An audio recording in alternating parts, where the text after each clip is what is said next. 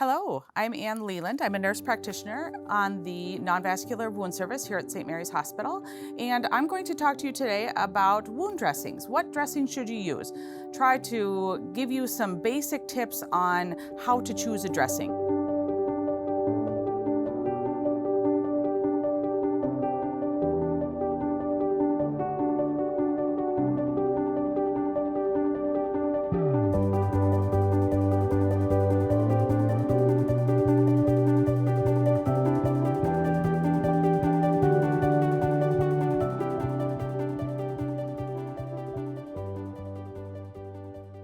So first, I have no financial relationships with any industries for disclosure. We're just going to get right into it. I'm going to talk about the general categories and when they're going to be used. And then I'm going to show you a number of pictures and we'll talk about what I would use in those special circumstances. So the first category is basic gauze. So there are multiple kinds. There's roll gauze like this. Can be very fluffy. You have just plain like 4x4 type gauze. And then there's also this gauze that comes on a long string. So there are definitely benefits to using plain gauze.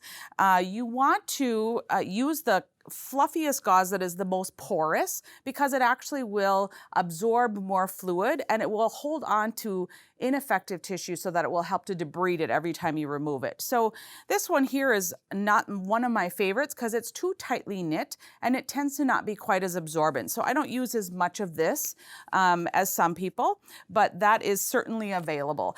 And one other caveat is most of the dressings I'm going to talk about today can also come as combination type gauzes, and I'll show you some of those in a minute. But they also will come impregnated with silver. So if you see any type of a gauze and it has AG after that, that's silver. And what that does is it helps with antimicrobial properties. It also certainly increases the cost. The gauze dressings that you use will need to be changed 2 to 4 times a day, depending on how much moisture is in your wound, how often you need to examine it, and that kind of thing. So a little bit more frequency of dressing changes, but definitely less cost and very easily accessible to almost anyone at any regular store. So sometimes that is the best option. The next one we're going to talk about is alginates and hydrofiber. So I have a couple examples here. This one actually has silver impregnated into it, so you can see it's a bit gray.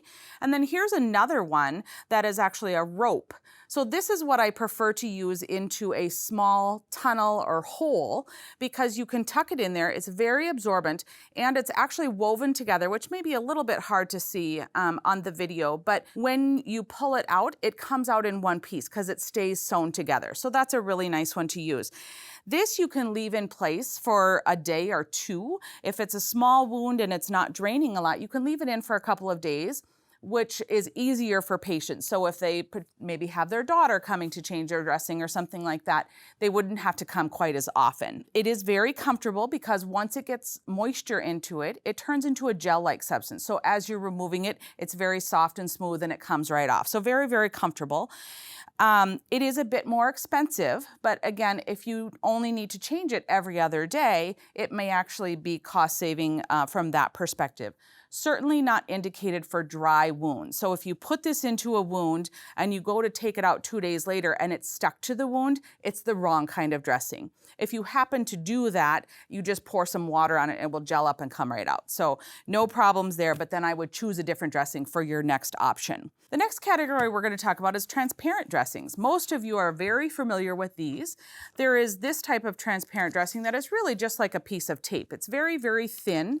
It's clear. It's easy to see through. You can constantly visualize the wound without disrupting it. It is, however, not recommended for infected wounds because essentially what you're doing is putting a cap over the wound in a nice warm environment which bacteria love to replicate in. So you'd want to be very cautious. Do not at all use it for infected wounds. And then there's this other one here which is quite nice. It is also transparent. Maybe a little bit hard to see again on the video, but it actually has a central portion that is thicker and a gel-like substance, and it actually absorbs. And so you can use this on like a blister because it would absorb some of that fluid, and then you can constantly watch it, make sure it's not getting red or infected. These you want to be changing about every day, maybe every other day in select wounds. If it's a small blister, you're watching it, it's looking okay, you could get away with every other day. So the next dressing types we're going to talk about is hydrocolloid. These are some of my favorites. These come in multiple different thicknesses. And so it's almost kind of like a second skin. It's a little bit stretchy, and this is a thin one. I do like the thin ones because you can move them around. You can easily cut it into a shape to fit around a wound. You can use it to fit around a tube, that kind of thing. It is very protective for fragile skin and wounds. The one caveat I have to say is if you're going to put it on fragile skin and leave it for a couple of days, you're going to want to make sure that you put some sort of skin protectant or skin barrier, like a spray, on the skin so that it helps so that this to come off a little bit easier, because they can get pretty adherent. This you can leave on for up to a couple of days, change it about 3 times a week. I'm going to show you a picture later where we actually use this quite a bit in our institution. We will frame around a wound. So if you have a large abdominal incision, we'll cut this and we'll frame around a wound, and then you can use this to put the tape on when you're changing like a gauze type dressing, for example. And then when you're taking the tape on and off, you're taking it off of this rather than the patient's skin. So it really does help protect the patient's skin, and it's more comfortable for them. When we do that, oftentimes we will take the whole thing down about once a week, really wash their skin good, make sure their skin is staying healthy underneath. But that's definitely a favorite of ours. It also comes in multiple different thicknesses. So again, this is the thin, tends to be a little bit easier to cut and kind of go around irregular shapes. But the thicker ones are also quite nice. The next one I'm going to talk about is the hydrogel. Now this, some people would wonder, why is this considered a dressing? But it's actually a gel substance. It gives moisture to dry wounds. So it adheres to the wound, and it helps if you have a wound that's drying. Sometimes that tissue will desiccate and it will almost want to flake off, and then you have to constantly debride it because it's almost forming a scab. So if you have that type of a wound, you definitely want to use this. You can use this with almost any dressing. You just apply it to whatever dressing you want, or you can apply it directly in the wound, and you would want to add more with every dressing change. The next one I'm going to talk about is foams, another one of my favorites.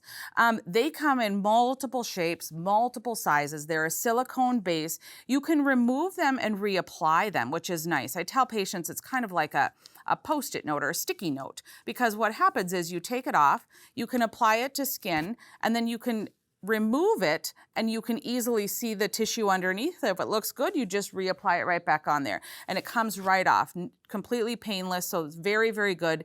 This we'll use a lot for like leg wounds that have edema and they're weeping. You can put this on very easily under a compression wrap. These come in multiple thicknesses as well. So if you have a wound that is leaking a bit more, you can certainly use a thicker one. And then these brings me right into my next category, which is combination dressings. So a lot of us use combination dressings. We're very familiar with them. This one here is actually a foam combination with a silicone type dressing. So this is nice because it adheres really well. It will seal around, and then the foam is very absorbent. And so we use these a lot for wounds in areas that also need protection. So this is very good over bony prominences. So like an elbow, we use them a lot on the coccyx, the sacrum. You can use this with a hydrogel. You could also use it with an enzymatic debrider, and generally change these about once a day. They can be used for a couple of days if the wound is not heavily draining. So again, it really depends on the amount of drainage. The dressing will start to look bubbled up when it gets full of drainage, then you know for sure it's time to change. But they are meant to be lifted and reapplied, so you can check the wound underneath. This is another combination dressing. This is also a foam with a silicone layer of adhesive. So there are multiple different kinds, multiple shapes. There are some that are made to specifically go around elbows, knees, that kind of thing. So another great dressing, and they can stay on for a long period of time. One thing is these, the more fancy you get with the dressing, the more things you combine together, because you could do this and then it could have silver on the foam underneath. Generally, the more it will cost. And so you want to be cognizant of that when you're sending your patient home with this. If they have insurance that covers these dressings, then it's a fantastic option, less frequently needing to be changed, especially if they have a family member who's coming to help them change it. So just be aware of the cost with the combination dressings. So I'm going to talk a little bit about some other specialty dressings. And again, most of these are combination dressings. They don't really fit in the other categories, but this is another favorite of ours. It essentially is kind of like a large regular bandage that you could find in any store. It's got a gauze layer in the center and then almost like a fabric sticky edge on there. So that's very nice. It's very moldable to multiple different surfaces. It does have some absorption to it. It removes quite easily. It's painless. So this would be a good option for people who have fragile skin but need a little absorption, so a small blister or something like that. So that's another nice one.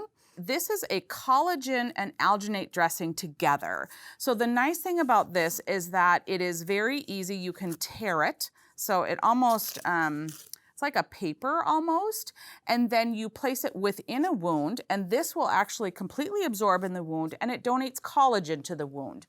So you're going to give a little collagen into the wound for the body to use as building blocks for healing. This is especially good if you have a patient who is very sick. You know, maybe they have a lot of other medical comorbidities and their wound is stalled out. Maybe if you donate a little collagen to that wound, that will help kind of kick it into that healing phase. So the nice thing about this, again, you can rip it into any shape you want. You place it within the wound. It basically melts into the wound when it gets wet, and then it does not need to be removed. You just reapply every 2 to 3 days. The next one we're going to talk about is this is another combination dressing. This is a very favorite one of some of our orthopedic surgeons. This is a dressing that they will oftentimes put on their patients in the operating room, and then they leave it in place for 3 to 5 days. So it's very moldable, so it's very good over knees, elbows, which again is why it's a favorite of our orthopedic team. It has silver impregnated into the gauze, and then it has that hydrocolloid around the outside, so it seals it. You can oftentimes shower with this on and it won't lift, and so the patient can take a shower, which is certainly pleasing to them. But this is a very nice dressing. It gives a little bit of the antibacterial properties, so certainly a favorite of some surgical groups. They'll put it on in the OR, and then that's considered, you know, the sterile environment that then moves with that patient for a few days. The next one I'm going to talk about, this is one that the wound service has really adapted here over the last probably 6 months to a year. This is a silicone sheet that has a bunch of little holes in it. So again, I apologize, it might be a little harder to see on the video, but this is nice. You can put it over like a large skin tear where the skin is very, very fragile. You need it to drain, so it's got lots of little holes so the drainage can come through. You can apply and reapply, say, some gauze dressing over top of that. This will absorb the moisture that's coming through the dressing. You change this and you're not having to peel this off of the wound. And so again, you can manage the moisture and keep the fragile skin protected. And then when you do remove it, it removes very, very nicely. So this can be cut to different shapes and things. So we use this a lot for fragile skin and fragile surfaces that we're putting dressings on as almost a base layer under some other dressings. Then we have impregnated gauze. So this will usually have a petroleum type base. This one has an antibacterial in it. So that's why it's yellow like this. I use this a lot for very shallow, healthy wounds. So say you've used negative pressure wound therapy on a wound for a while, and now it's really level with the surface. It's all granulated in and you're just waiting for that final epithelialization to occur. So you can cut a little strip of this, lay it over that epithelialization, and this keeps it moist because it's impregnated with the petroleum. It's got a little antibacterial properties, and the nice thing is you only have to change it once a day. So this is very well liked by a lot of patients. I'll transition a lot of people to this in the clinic when they come back to see me. I'll just tell them to cut a strip, lay it over the wound, put some type of protection over top of it so they don't get the sliminess on their clothing. And then once a day, they take it off, take a shower, reapply a new one, and they're good to go for the next day. So they really like that because it decreases the frequency. There are a particular type of foam that is impregnated with various materials. So this one, as you can tell by the color, is impregnated with silver. We also have some that are blue in color, and they have particular types of antibacterial properties. There's a number of different ones on the market. So what I would encourage you to do after this lecture is the reason I gave you kind of categories of dressings, because I want you to go to your wound cupboard, where you have your wound supplies in your clinic, your hospital, and I want you to see what you have and then use this guide to help you understand what these dressings can do for you. So I have a couple more I just want to show you here. This one is a super absorbent pad we will use often for large blisters or wounds that have a lot of drainage. So there's this, it doesn't have any adhesive or anything, so you would put this, maybe say I have a huge blister on my arm, and then you would wrap the gauze to hold it in place. So there's that. And then I have one other, this is my little soapbox. This non-adherent dressing, we don't like to use this one a lot simply because it is occlusive. So you have to be very careful. There are some instances where it is good, but be very careful with occlusive dressings and infection. So that's just one caveat. Again, similar to this, we all have our own tips and tricks that we use. So I share a couple of those with you, but certainly, use them as you normally would. Next thing I want to talk to you about is just a few pearls before we get into a couple of wounds and how I would treat those wounds with the dressing. So very basic 4 steps. Dressing should be chosen to keep the wounds moist but not wet. I tell patients the goal is to have the same level of moisture within the wound for the entire 24 hours. The best way to describe it is if you take a washcloth, you get it wet, you wring out all the water, and you would be very comfortable laying that on your face and leaving it there. It's not dripping, it's not too dry. That's the level of moisture that you're gonna wanna keep within that wound bed the entire 24 hours. So if when you take your dressings out, they're too wet, you need to change it more frequently, change to a more absorbent dressing, something that's going to help pull the moisture away. If they're too dry, maybe you're changing it too frequently. Maybe you need to use the moisturizing stuff. So that is, again, the goal. So if you keep that in mind when you're choosing your dressings, you can talk to your patients when they come in, and when you take the dressing out, is it really wet? Is it really dry? Are you having to change it more frequently because it's too wet? You may want to change up the type of dressing based on the absorbency you need. And then the dressing changes, again, need to be dictated based on how frequent you need to see the wound. So in the hospital, we often will change them 3 times a day because they're a fresh wound, they're a wound that's evolving, we want to see it more frequently, so we'll do a bit more frequent dressing changes. At home, oftentimes you'll want to try to do them a little less frequently, especially if the patient is having someone come to help them. If you do a complicated regimen, which in the hospital, we can do all kinds of complicated things. But when you send your patient home, if it's too complicated, they won't be able to replicate it. Sometimes people will come in and they either couldn't get the supplies that you ordered for them or they were confused, and you can actually make the wound slide backwards a little bit if they do the wrong thing. So keep it simple when you're at home. Make sure you understand who's going to be doing the dressing change, how often they can do it, and kind of what their skill level is.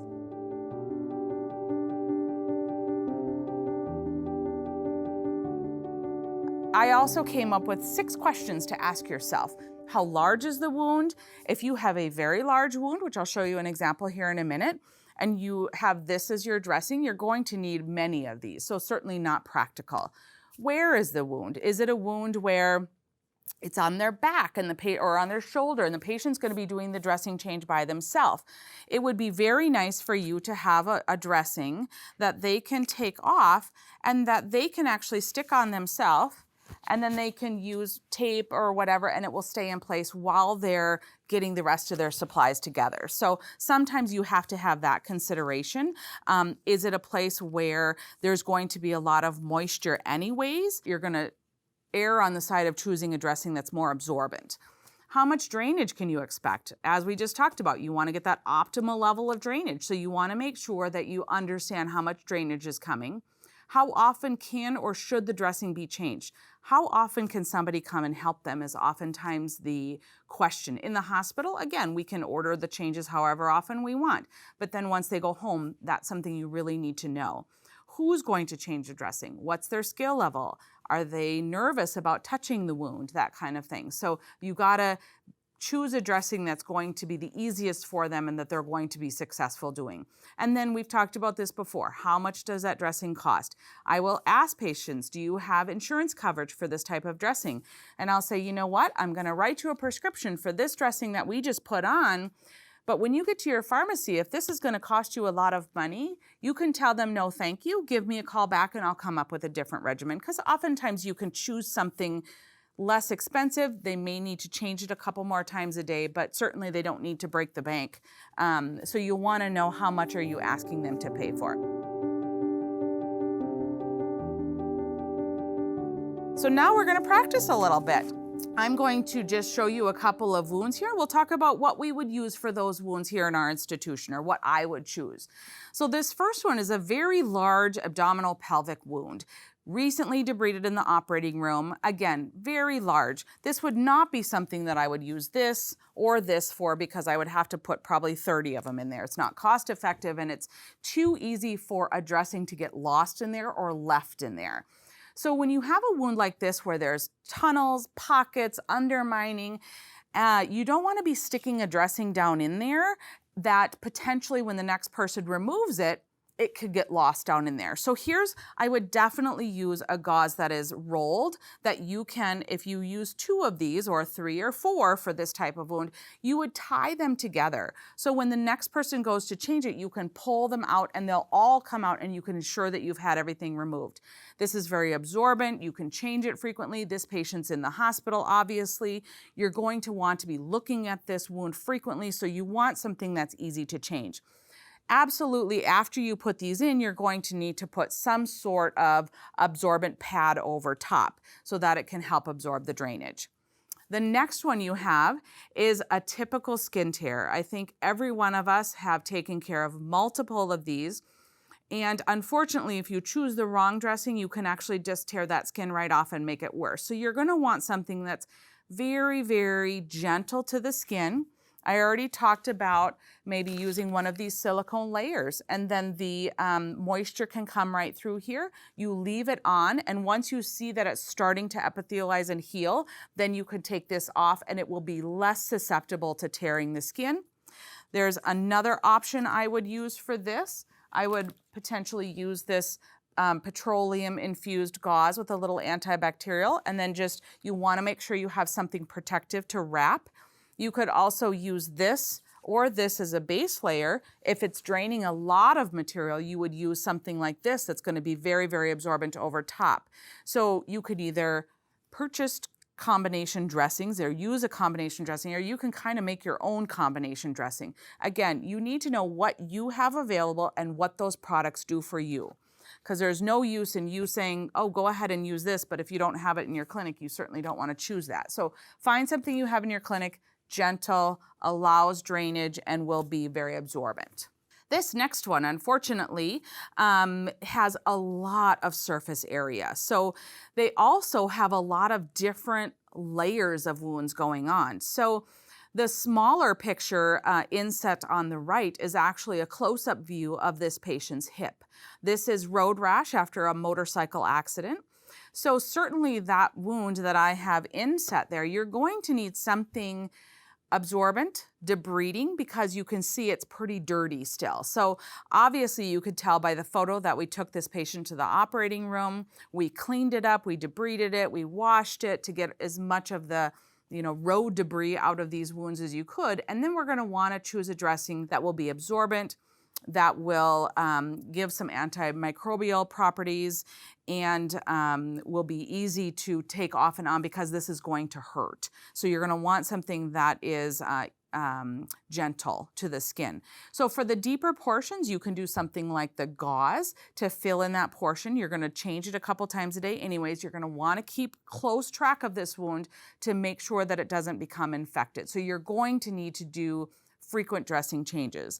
Another option for that little deeper area might be something like this, the hydrofiber that has some silver in it. So that's a small enough area that you probably could put one of these in there. It will be more gentle to take out because it's going to turn into a gel-like substance.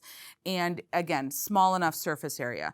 So now what do we do for the rest of his body that has all of those other superficial areas? Certainly you're going to want to wash, put some barrier spray, protectant spray. We use a lot of this for that type of wound, this impregnated gauze. It comes in a roll that's like 3 yards long, I think. You can open it up, you lay it on there.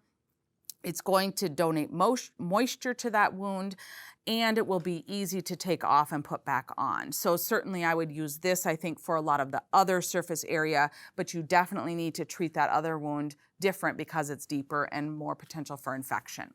So a number of you who work in clinics are going to see these types of wounds. And from those of us who work in surgery, we thank you for managing these wounds for us.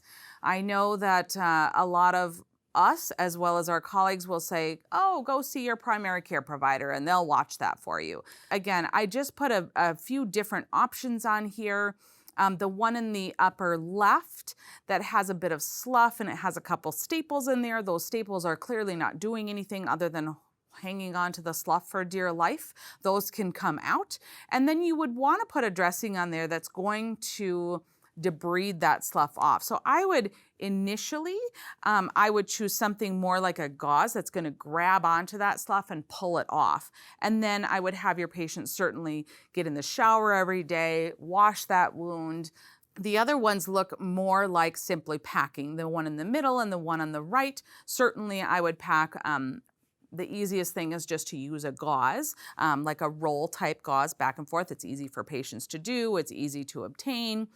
If you look at the one on the far right, I talked earlier about the hydrocolloid and how we'll actually frame the wound itself, and then we pack the wound, and then you can see, if you look at that close, you can see that there's a transparent dressing over top of some of that duoderm. Or the hydrocolloid. And so then what we do, just replace the gauze and then put a new transparent drape over top. So again, different things you can do with different dressings. We use this a lot to protect the skin. The one on the bottom there, that's a much smaller hole. People would be tempted to use this type of gauze, but again, it just doesn't seem to be as absorbent, and so oftentimes it'll get a little bit slimy. So we would actually use this hydrofiber rope. You can tuck a little piece in there, a little wick in there. It's very good at absorbing moisture, and then you could do this once a day. So that's a good option for the little openings. This one, a chronic leg wound, low-grade trauma, bumped the leg, and it just wouldn't heal. So this has a lot of different things going on with it. There's some slough, there's some granulation tissue. You can tell the skin around it is fairly fragile. They must have had some cellulitis at one point because it's circled with a blue marker. So what we want to do is we want to work on getting that slough off of there, and then we want to also protect, it looks to be a tendon in the upper portion of that wound, but again, it's very superficial, so you really don't have a lot of area depth to be packing things in it, so you're going to want to be creative about some sort of absorbent dressing. You may have some drainage, and then so you want something that's going to stick well, because this person's going to hopefully be getting up and walking around. You don't want the dressing to fall off every time they stand up, but you're also going to want some sort of debridement on that slough area. So for this, I would use a bit of an enzymatic debrider, which you can apply there. Put a foam combination dressing over top, and then change that once a day. And as they're changing it, if this person is at home, I would certainly have them, as much as they can, try to scrub that a little bit. You could have them take even just a piece of gauze, maybe a little bit of antibacterial soap, and have them just kind of be a little rough with it there to wash it. Then this combined with the enzymatic debrider will hopefully remove that slough. You're holding in moisture to keep that tendon moist. And then potentially, once you get rid of all the slough, a little antibacterial is certainly not going to hurt. That's when I may add a little bit of silver to that. So you could do a silver foam. Again, because it's kind of on the shin, the foam is really nice because it helps to protect against further trauma. So it gives it a little bit of cushion. This is frostbite on a foot. So for all of you who live in neighborhoods like we do, this happens.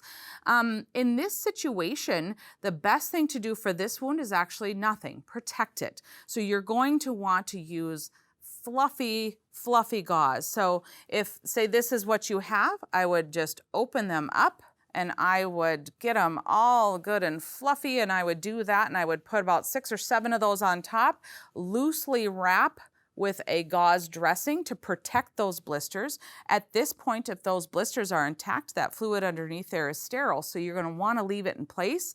Some of that may reabsorb.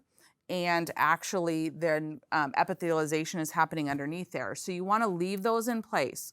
You want to watch it very closely, because as soon as they start to break, which you'll see now on the next slide, then we need to do something about this. So the middle photo is actually the in between the large toe and the second toe. You can see the skin is just coming off. It's just breaking and coming off. So then what I did was debrided that off, trimmed off all that tissue. Then what we have underneath there is fragile new epithelialization, epidermis, dermis, so fragile new stuff. So you're certainly going to want to make sure it has moisture, because if it dries out, it will become just a scab. So what I did after I got rid of all of the dead skin is I did do a little bit of the impregnated gauze, because it has moisture and it stays stuck in place. This gentleman didn't really like to cooperate with not walking on his foot, so I wanted something that would stay in place. We did a little bit of lamb's wool in between his toes to kind of help protect, a little absorbency, wrapped it up, put some padding on top, and then wrapped it with a gauze. And then we just monitored this very, very closely. So certainly that is the same wound that demonstrates that oftentimes you need to watch it very closely, because as the wound matures, you need to change up your dressing strategy so that you can have the best wound preparation for healing. So with that, I want to tell you thank you, and we are open to answering some questions for you. If you have any other questions afterwards, you're welcome to email. And I thank you again. My name is Ann Leland. I work with the Non-Vascular Wound Service at St. Mary's Hospital. Good afternoon, my name is Stacy Zimmerman and I'm an advanced practice nurse. I work for trauma, critical care, and general surgery, and I'm one of the providers on the non-vascular wound service. I'm here today to talk about negative pressure wound therapy.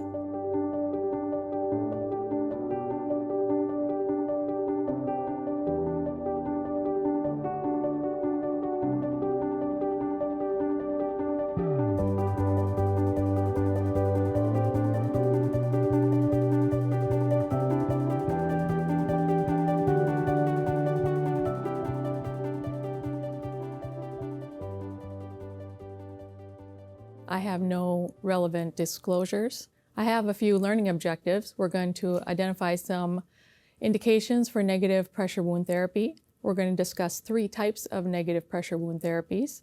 We're going to learn some ways to troubleshoot those alarms on the negative pressure wound therapy. And then I'm going to demonstrate 2 types of negative pressure wound therapy. So let's get right into it. Some indications for negative pressure wound therapy are to prepare the wound bed for secondary or tertiary delayed primary intention. So secondary intention means to leave the wound open to heal by granulation, contraction, or epithelialization. Tertiary intention means intentionally leaving the wound open and then intentionally closing it later after granulation is formed. So occasionally we use wound vac therapy in the interim until a good bed of granulation tissue has formed, and then we will intentionally close the wound later. Negative pressure wound therapy also removes exudate. It controls fluid in the wound, reduces edema.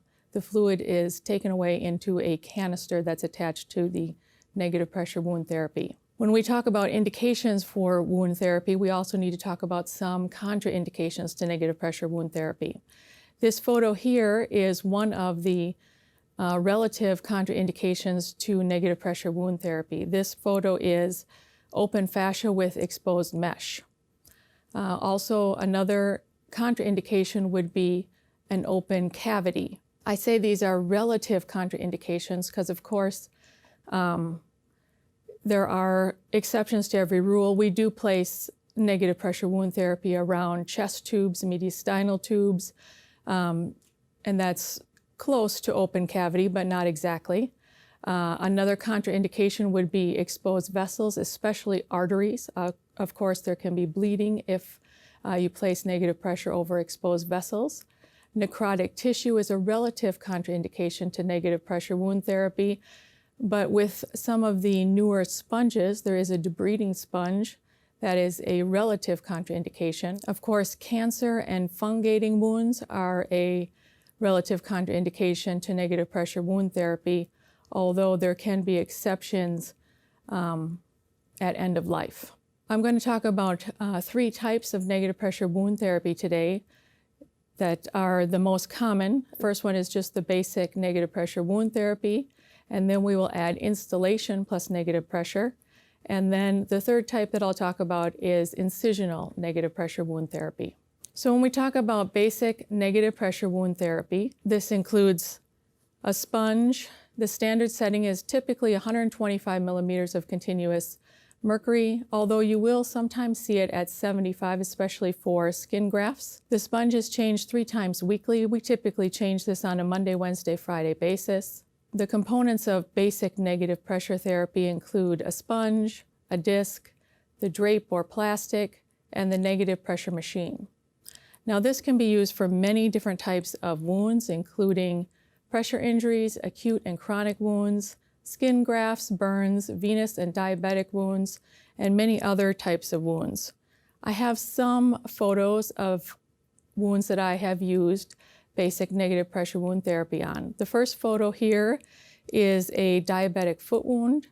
The photos are both before and after negative pressure wound therapy, about 2 weeks apart. You can see how well the negative pressure has done to contract the wound down. And at this point, we can place just a small dressing over the inferior portion that has the open wound remaining. And I believe we use some silver nitrate to help with contraction further of the superior portion of the wound. This is one of the techniques that we use with a basic negative pressure wound therapy demonstrated in the next photo. It's called bridging. We often use the basic negative pressure wound therapy with pressure injuries, and to avoid the patient laying on the hard plastic disc or tubing, we will bridge the foam up from the pressure injury, often on the sacrum, the coccyx, or the ischium area. This one, I believe, is like a right ischium pressure injury, and we've bridged the foam up across the thigh onto the superior thigh so that the patient is not lying on the disc or tubing. This third picture is of a pressure injury. This is before and after debridement. As you can see, after debridement, this is a perfect candidate for basic negative pressure wound therapy. This actually is an excellent candidate for our next type of negative pressure wound therapy with installation, which has become one of my favorite types of negative pressure wound therapy. To do installation plus negative pressure, we have to add a few special pieces, including a cassette, a disc that either has a dual head with both an installation and a suction head. Sometimes they are separated and have a separate installation and suction head. And then we add a fluid. I would say saline is the most common fluid that we use to instill through the negative pressure machine, although there are many commercial fluids that can be used. There are also fluids that can be formulated by your pharmacist that can be instilled through the negative pressure machine. Then you choose a soak time. The amount of fluid is based on the wound size that will be instilled through the negative pressure machine, and then you choose the hours of negative pressure that will occur between installation. I have some photos of installation plus negative pressure that I have done recently. The first one is a right hip pressure injury. This is a rather large wound. It has 4 large sponges within the wound. As you can see in the photo on the right, there is 1 installation disc in the center portion with 2 suction discs. We have found that it is better to have more suction than installation, especially when you get above about 3 sponges. We like to keep our wounds pretty dry. We typically double the suction disc to installation discs. The next photo is a right chest wall abscess after irrigation and debridement. This has 8 medium sponges within the wound. There are 2 installation discs and 4 suction discs on this wound. With installation plus negative pressure, you can also use a special sponge called a debriding sponge. This has 2 layers. One is a grid pattern that goes near the patient, right directly on the wound. The second is a basic foam pattern that goes on top. This is a lower leg wound with slough that we use this debriding sponge on. These photos were taken about 10 days apart. In the center photo, you can see the grid pattern on the leg. This happens with that special debriding sponge, but it causes no difficulty with the wound, and we typically will just tilt the grid pattern slightly, and that will go away off the wound bed. This will slowly help get rid of slough and some necrotic tissue over time for patients that may not be able to go to the operating room, and it's beneficial. It does need to be used with the installation and negative pressure. This one we happen to use with just saline as the installation fluid. The last type of wound vac that I would like to talk about is the incisional negative pressure wound therapy. This type is used on closed incisions. It's often placed in the operating room sterilely to hold incisions together. It protects sterile incisions from infectious materials. It keeps fluid from accumulating under surgical incisions, and it decreases the likelihood of dehiscence of the surgical incision. It may also decrease pain of the surgical incision, which may help patients take less narcotic pain medications, as well as increase the likelihood that they may ambulate more. We have found that it is helpful for patients to have some security over especially large surgical incisions with this incisional negative pressure wound therapy. This photo is of the commercial type of incisional negative pressure wound therapy. This is the easiest type of wound therapy to apply. It is essentially a peel and stick version. However, the incisional negative pressure wound therapy can be made with gauze and basic negative pressure wound therapy. Typically, this is left in place a minimum of 2 days, but can be on a maximum of 8 days. It can be this peel and stick application, or it can be customizable to any type of incision. The last thing I'd like to talk about are some ways to troubleshoot the negative pressure wound therapy alarms, as I often get lots of questions about this. One of the alarms is the low battery alarm. There are multiple ways that the plugins can come unhooked. There are multiple connections between the wall, the battery pack, and the machine that need to be checked. There's probably about 6 places where this can become unplugged. Typically it's underneath the hospital bed where it's unplugged. And so that's where the low battery alarm will occur. The blockage alarm can occur either where these clamps in the photo are, and it's very easy for these to become partially occluded and cause a blockage. The other way is often if it happens directly after you change the negative pressure therapy, is that you forgot to cut a hole in the drape, and this will cause a blockage alarm.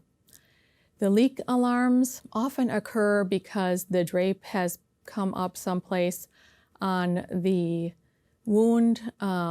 Over time, patients are moving around in bed, and the plastic or the drape will come up at some edge of the wound, and this just needs to be replaced in order to stop the leak alarm. The other place is that the disc will sometimes be pulled, and if part of the disc is taken off of the drape, then this will cause a leak alarm. People will try to readhere the disc back onto the drape, but this never works very well. Typically, the disc has to be removed and replaced in order to stop the leak alarm. The next thing we will do is we'll have a demonstration of 2 of the negative pressure wound therapies, just the basic negative pressure and the incisional negative pressure wound therapies.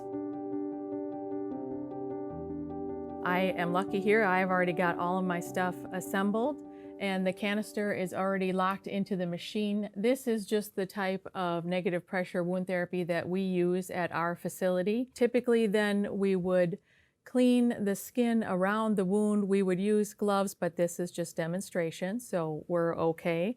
I typically would use a skin prep similar to something like this to clean around the wound.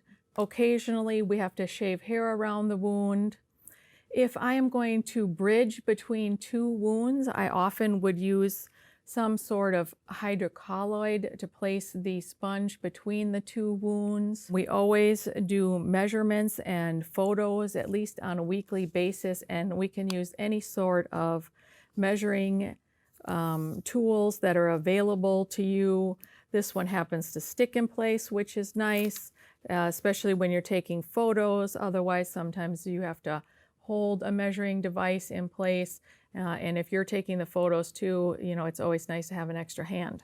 I told you that this was my favorite sponge that I like to use because it saves me so much time, this spiral typed sponge. And this one is going to fit great into any type of undermining within the wound. Sometimes you have to stack the sponge in order to get it to fit nicely within the wound. But I love this one because I can pretty much make it do whatever I need to do. Now you want the sponge to be a little bit higher than the wound because once negative pressure occurs, it will pull it on down. The drape is in a 1-2-3 fashion, typically. Most of them are, depending on the maker.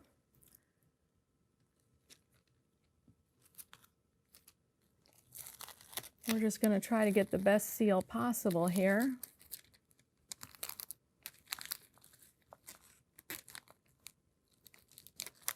So there's the 1 and the 2.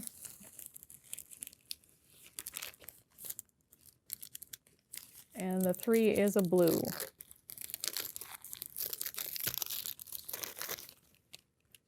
And then we're going to cut a hole, and I typically cut a full hole. If we're talking about alarms, occasionally people will just cut an X in that drape, and when it sucks on down, it occludes again. So that's a good way to get an occlusion.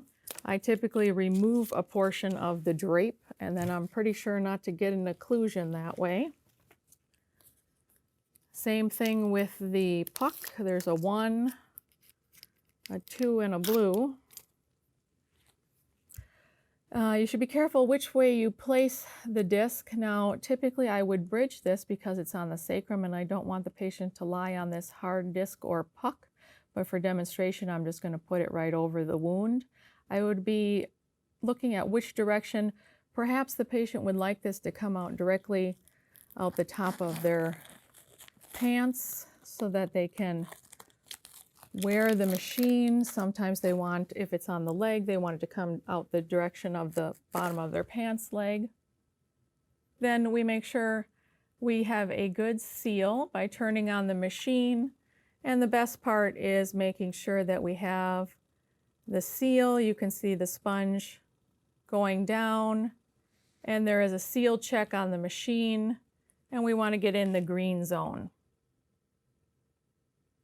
There you go, that's the magic. Okay, the last type of negative pressure wound therapy that I'm going to demonstrate is the incisional negative pressure wound therapy. I have one of the custom designs here. This is the smallest version. I believe it's a 20 centimeter. This is going to be our incision here on the side of our model so that you can see it, but this is the easiest application. It essentially is peel and stick. So we remove this. This does not require any skin prep. It has this beautiful wicking layer here, so nothing has to go underneath the negative pressure therapy. And we just make sure we have a good seal for this plastic ring on the patient. And we picked just barely the right appropriate size here for this patient, because I can barely get the ring size on here, but I should be able to do it.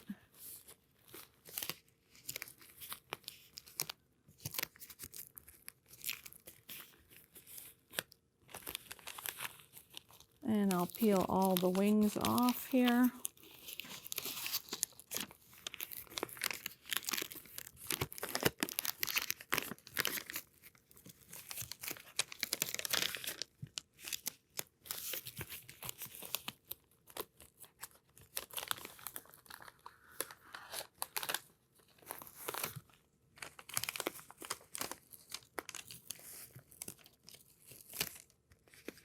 You should never cut this selecticize. You should never cut these. They come with a ring around them. I'll be able to show you better when I get all of these paper pieces off.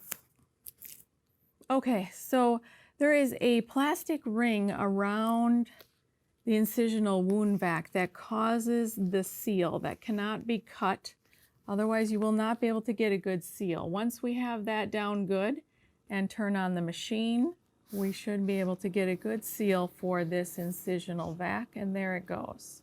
And this one can be left in place anywhere from 2 to 8 days over a closed incision. All right, thank you. My name's Stacy Zimmerman, and I'm an advanced nurse practitioner on the non-vascular wound service. I will be available later to answer any questions that you may have.